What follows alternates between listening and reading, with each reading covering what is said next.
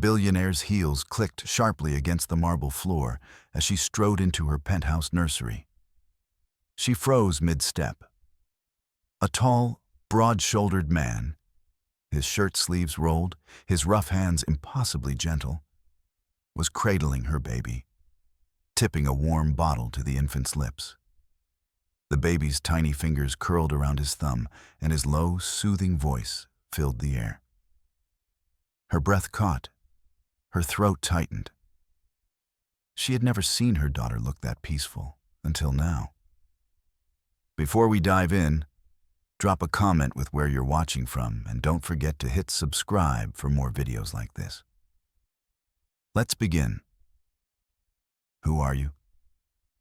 Her voice was sharper than she intended, but her chest was tight with something she couldn't name. The man looked up, startled but didn't flinch. Ethan, he said quietly, glancing back to the baby as if she were the only thing that mattered.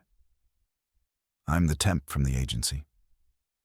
They said you needed someone tonight.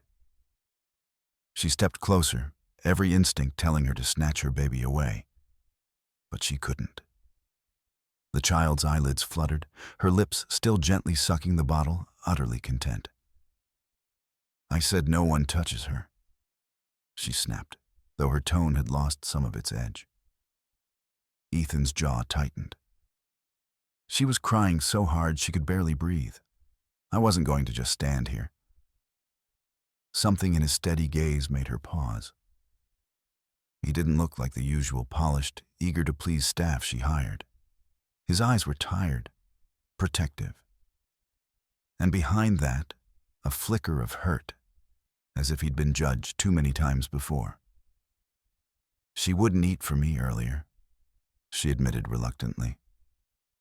That's because you were nervous, he said softly, almost like he was talking to the baby, not her. They can feel that. Sometimes they just need to know they're safe.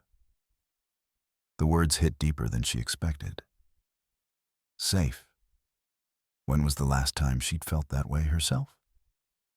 But this was her child, and this stranger, this single dad from the agency, was in her home, in her nursery, acting like he belonged. What makes you think you know what she needs? She challenged. His expression didn't change, but his voice carried something raw. Because I've been here before. Alone. No one to help. Just a baby who wouldn't stop crying and a heart that would have shattered if I failed him. Her breath caught. Ethan shifted the baby in his arms, his movements careful, practiced. Look, I'm not here for money or favors or anything else. I just know what it's like when they need you more than anything in the world. For a moment, the billionaire forgot her title, her rules, her sharp edges. All she saw was a man who understood. She didn't answer right away. The sound of her baby's slow, even breathing seemed to fill the entire room. Ethan gently eased the bottle away, checking the temperature of the milk with the back of his hand before setting it on the nearby table. Then, with surprising tenderness, he draped the soft blanket over the baby's tiny form and kept rocking her in his arms. You can put her in the crib now, she said, her voice steadier but still wary. He shook his head. Not yet. If I lay her down too soon, she'll startle and cry. She needs to know someone's here, holding her through it. Her eyes narrowed slightly, but her chest tightened again at the sincerity in his tone. This wasn't the calculated charm she was used to from people in her orbit. It was honest. You talk like you've done this 1,000 times, she said, crossing her arms. Ethan glanced down at the baby, brushing a finger gently over her cheek. Once was enough to change me forever. That answer was vague, but she could see there was weight behind it. Too much to be a casual story. Before she could press, the baby let out a tiny sigh, curling deeper into his chest. Something about the sight twisted inside her. She had hired the best nannies money could buy, yet none of them had ever gotten this reaction from her daughter. "What's your story?" she asked suddenly, leaning against the nursery doorframe. "Nothing worth telling," he said quietly, his eyes still on the baby. "Just a dad trying to make ends meet. Lost my son's mom when he was 3 months old. Learned the hard way that you can't clock out when you're the only one they've got." Her throat went dry. She had grown up surrounded by wealth and staff, never knowing what it meant to be without help. She couldn't imagine what it was like for him, doing it alone, without security, without a safety net. Why take this job? You could have worked construction, driven a truck, anything. His lips twitched, almost into a smile. Because when you've been through nights where your baby won't stop crying and you don't know if you're strong enough to make it till morning, you want to help others avoid that feeling, even if it's just one night. Her voice softened, almost despite herself. "That's kind of noble." He shrugged. "It's just human." For a moment, their eyes met. The air between them felt heavier, charged. Not romantic, but something else. Something that made her question why this stranger's presence felt more grounding than all the polished people in her life. She didn't realize until much later that this night would be the first crack in the walls she'd built around herself. The baby stirred, a tiny whimper breaking the fragile quiet. Ethan adjusted his hold instinctively, the kind of movement that came from muscle memory, not training. He began to hum, low, warm, almost hypnotic, and the baby settled again. She caught herself staring. It wasn't the humming alone. It was the way his entire focus stayed on the baby, as though the rest of the world didn't exist. "You're unusually good at this," she said, trying to sound casual. "Unusually?" His brow arched slightly. She shrugged. "Most men I've met panic when they see a baby bottle." "I didn't have the luxury to panic," he said simply. Then his eyes flicked up to her, sharp but not unkind. "And maybe you shouldn't underestimate people because of what you expect them to be." Her lips parted slightly, caught off guard by the way his words cut through the air. Before she could respond, her phone buzzed on the dresser. She stepped over, glancing at the screen. 3 missed calls from the same number. The company board chair. Again. She turned the phone face down without answering. "You're ignoring someone important," he noted, still rocking her baby. "You don't know anything about it," she replied quickly, more defensive than she meant to be. "I know when someone's trying to pretend a problem doesn't exist," he said, voice low but sure. Her chest tightened. No one talked to her like that.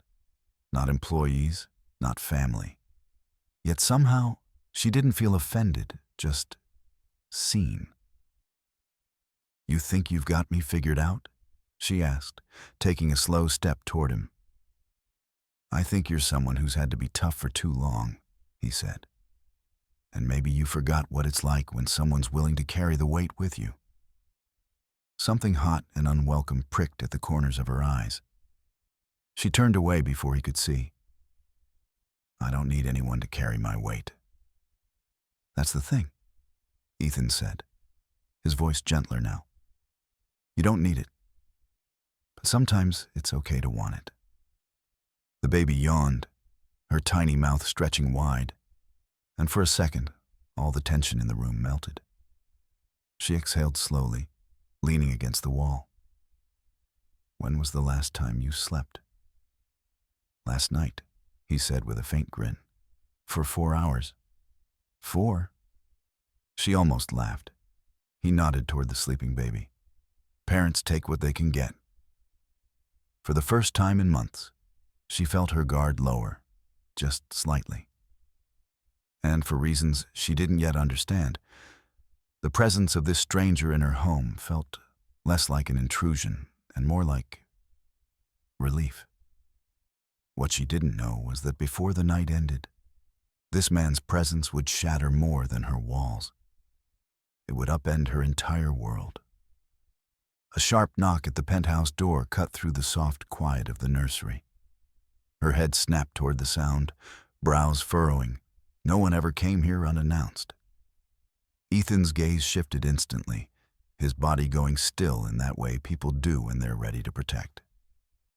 "You expecting someone?" "No," she said flatly, moving toward the hallway. "Stay here." But when she reached the door, Ethan was already there, the baby monitor in one hand, his other hand resting lightly against the doorframe, not blocking her, but close enough to react fast if needed. She hesitated, then opened the door a crack. Two men stood there, dressed in suits that looked expensive but worn at the edges. One spoke first. "We need to talk to you. It's about your late husband's debts." Her stomach sank. "You have no right to be here." "Ma'am," the second man said smoothly, "either you step outside or we discuss it right here." His eyes flicked past her shoulder toward the nursery hallway. Ethan's posture changed in an instant, calm but dangerous. "You've got about 3 seconds to take a step back before this conversation's over." The first man scoffed. "And who exactly are you?" "Someone who knows how to handle people who don't respect boundaries," Ethan said, his voice low enough that it didn't wake the baby, but sharp enough to slice through the tension. She caught the way the two men's bravado faltered, just slightly. But they still lingered. "This isn't over," one muttered, before they finally turned and walked away down the hallway. She shut the door quickly, locking it, her heart pounding. "You didn't have to—" "Yes, I did," Ethan cut in. "You were standing here with your guard down, and they were looking past you. That's not about debts. That's about leverage." Her hands trembled slightly. "They've been circling for weeks," she admitted, hating how vulnerable her voice sounded. "I thought if I ignored them, they'd go away." "People like that don't go away," Ethan said, meeting her eyes. "They just wait until they see you alone." She swallowed hard, the reality of it settling over her like ice. "You've dealt with people like that before?" He didn't answer right away. "Let's just say, I've learned what matters most is keeping the ones who can't fight for themselves safe." Her gaze drifted toward the baby monitor in his hand. And for the first time that night, she realized he wasn't just good with her daughter. He was willing to stand in front of danger without hesitation. And that, she thought, was something no amount of money could buy. The apartment felt quieter now, but not in a peaceful way, more like the heavy silence after a storm. She sat on the edge of the couch, her elbows resting on her knees, watching Ethan as he moved to set the baby gently in her crib. He lingered there a moment, one hand lightly resting on the railing, before he came back into the living room. "You didn't have to stay after what happened," she said, her voice low. "Yeah," he replied, shrugging off his jacket. "But I wasn't about to walk out knowing someone might come back." She studied him, this man who had stepped into her home a stranger and in less than a night acted with more loyalty than some people she'd known for years. "You talk like someone who's done this before. Protecting people." His eyes flickered, the shadow of an old memory passing over them.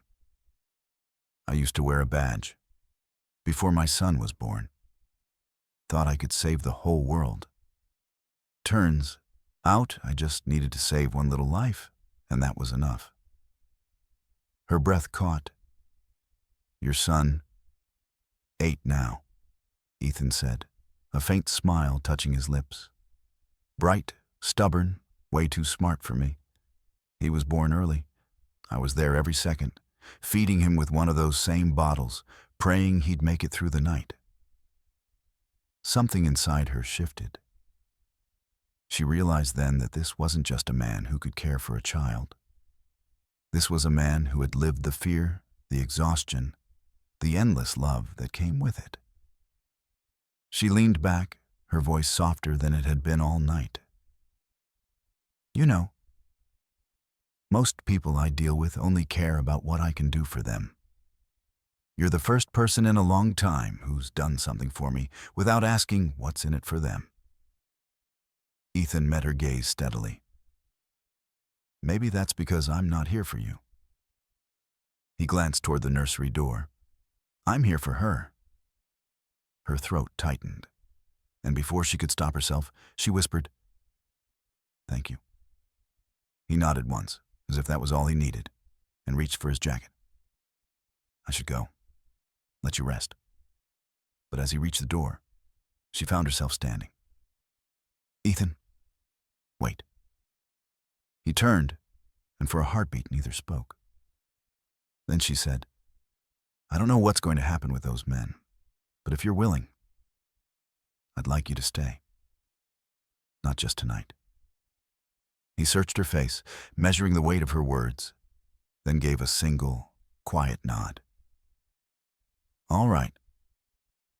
And as the door stayed shut and the city lights flickered beyond the glass, she knew this wasn't just the start of hiring a man to watch her child.